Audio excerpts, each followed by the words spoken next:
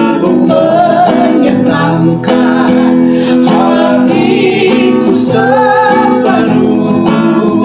Aku suka ceritakan serta puji namanya.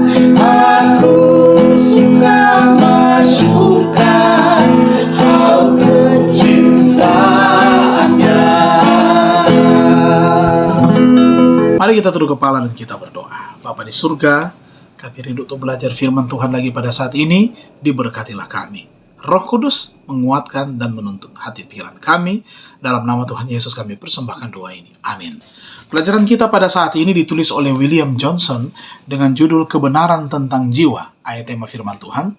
Sebab pada waktu tanda diberi, yaitu pada waktu penghulu malaikat berseru dan sangkakala Allah berbunyi, maka Tuhan sendiri akan turun dari surga. Dan mereka yang mati dalam Kristus akan lebih dahulu bangkit. 1 Tesalonika 4 ayatnya yang ke-16. Tatkala ilmuwan menyelidiki lebih dalam lagi reaksi biokimia di dalam otak kita, gagasan tentang jiwa sebagai entitas yang terpisah menjadi semakin mencurigakan. Dan orang-orang, baik orang Kristen atau yang lainnya yang mempercayai jiwa sebagai jaminan kehidupan kekal, mendapati harapan mereka terancam. Seorang yang bernama Francis Crick yang bersama James Watson menemukan helix ganda DNA 50 tahun yang lalu, telah menghabiskan waktu bertahun-tahun untuk meneliti kesadaran, sebagian dengan tujuan menyangkal jiwa.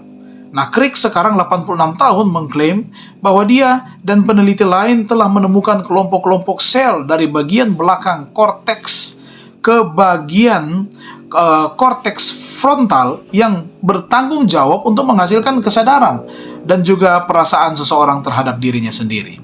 Dia percaya bahwa suatu hari nanti umat manusia akan menerima bahwa konsep jiwa dan janji kehidupan kekal adalah sebuah tipuan.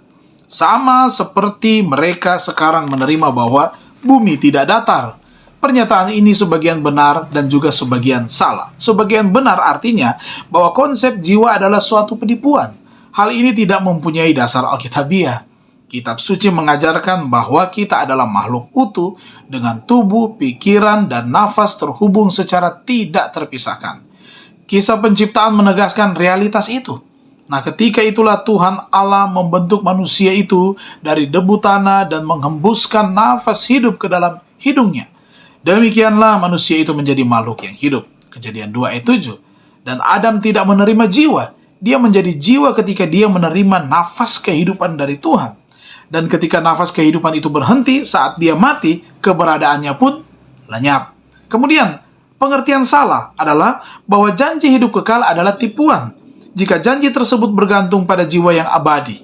Sebuah gagasan yang berasal dari filsafat Yunani zaman kuno, nah itu merupakan kebohongan yang kejam. Tetapi itu tidaklah demikian.